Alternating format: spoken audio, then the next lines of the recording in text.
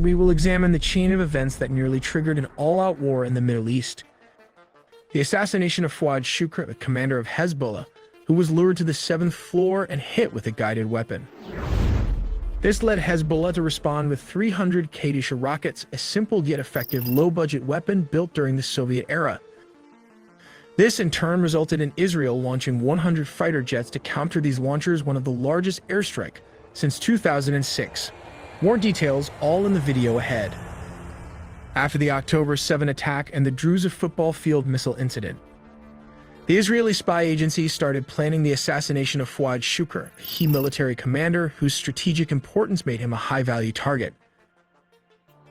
Let's delve into the details of how this assassination unfolded.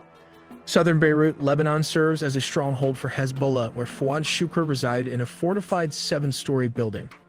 This building was not only his home, but also served as a base of operations, with his office strategically located on the 2nd floor, allowing him to oversee and coordinate critical military activities. On the day of the assassination, Fuad Shukr was working in his office, likely engaged in the planning and communication that were vital to Hezbollah's operations.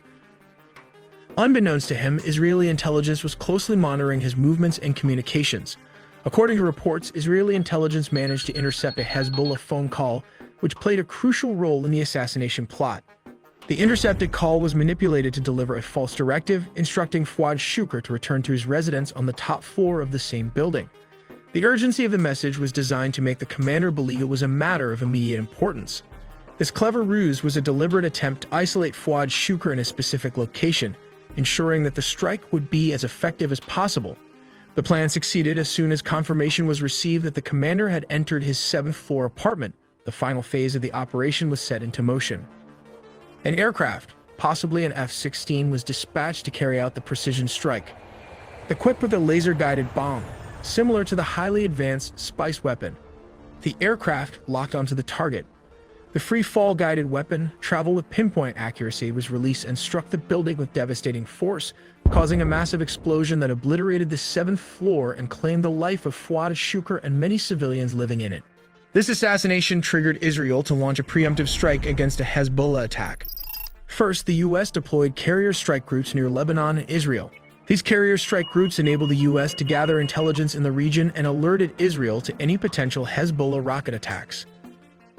As a reminder, Hezbollah is the largest non-state actor, is believed to have approximately 150,000 or more rockets and missiles stored in the areas marked in green.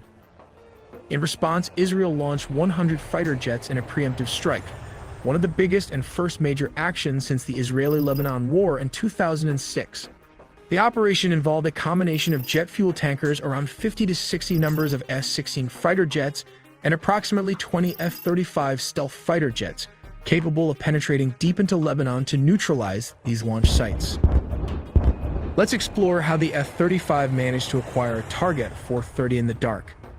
The F-35 features 2 internal weapons bays, each with 4 weapon stations designed to maintain its stealth profile. The 2 outboard weapon stations can each carry up to 2,500 pounds of ordnance, or 1,500 pounds for the American F-35B variant, while the 2 inboard weapon stations are specifically designed for carrying air-to-air missiles. The JDAM, or Joint Direct Attack Munition, paveway series of bombs, joint standoff weapon, and cluster munitions are examples of air-to-surface weaponry compatible with the outboard stations. Not to forget the $400,000 helmet. Let's take a closer look at its components. This is the helmet-mounted display, which provides the pilot with critical flight information directly projected onto the visors. This is the integrated digital night vision device. The helmet is connected to a data feed that displays imagery from 6 cameras mounted on the F-35 airframe. This imagery moves in sync with the pilot's head. The helmet also provides information about target identity and distance, even recommending which weapon to use. If the pilot sees a target that should be hit by a missile or wants a closer look, all he needs to do is look at the target to lock on and then flip the switch to zoom in. The pilot can effectively see through their own body and the floor of the plane to the terrain below, enabling them to attack even moving targets. Let's take a look at the $1 billion radar paint technology, which is still classified, but here's what we know from aviation experts. It involves the use of radar-absorbing material, also called RAM. RAM is a polymer-based material applied to the surface of stealth military aircraft, like the F-22 Raptor and F-35 Lightning II. This reduces the aircraft's radar cross-section, making it more difficult to detect by radar. Before we look from Hezbollah point of view, let's take a look at how to fire an S-16 jet. Let's look at how they fire the missiles and the chain gun. Step 1. Turn on master arm located here. Step 2. Now select on air-to-air mode. Step 3. Select AIM-120 as the required weapon. Step 4. Lock the target. Step 5. Press the release button.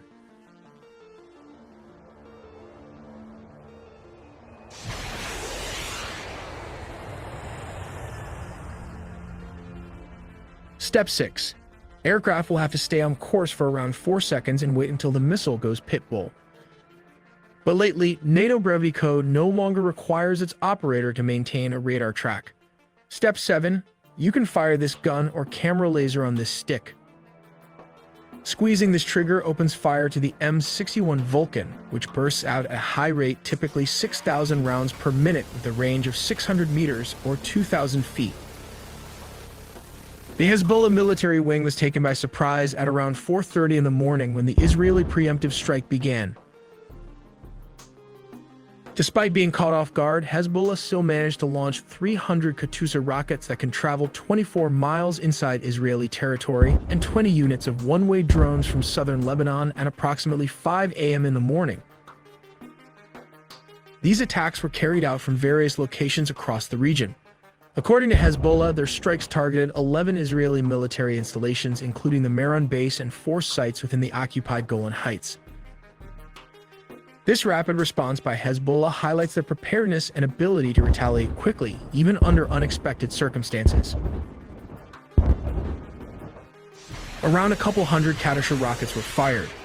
These $300 rockets are used by Hezbollah, while the IDS Iron Dome missiles cost anywhere from $20,000 to $100,000 each. Hezbollah's rockets are tried and tested, having been developed during the Soviet era. The design is relatively simple, consisting of racks of parallel rails on which the rockets are mounted, with a folding frame to raise the rails to the launch position. Each truck had 14 to 48 launchers. The M13 rocket of the BM13 system was 2 feet 7 inches long, 13.2 centimeters in diameter, and weighed 93 pounds, which is around 42 kilograms. Let's take a look inside. At the front is the fuse, followed by the detonator. Just behind them is the explosive, which weighs around 11 pounds or 4.9 kilograms. That was the warhead section. Now we also have these rail pivots at the back and front of the rocket, allowing it for a smooth launch process. Just below is the explosive cartridge, which assists in detonating the bomb. Finally, at the back is the solid engine fuel, which helps launch the missile to a range of around 20 to 40 kilometers, or approximately 24 miles. These chambers are arranged in this manner to allow for effective fuel exhaustion. Lastly, we have the base plug at the bottom. And finally, we have the stabilizers, which help keep the missile on a straight trajectory.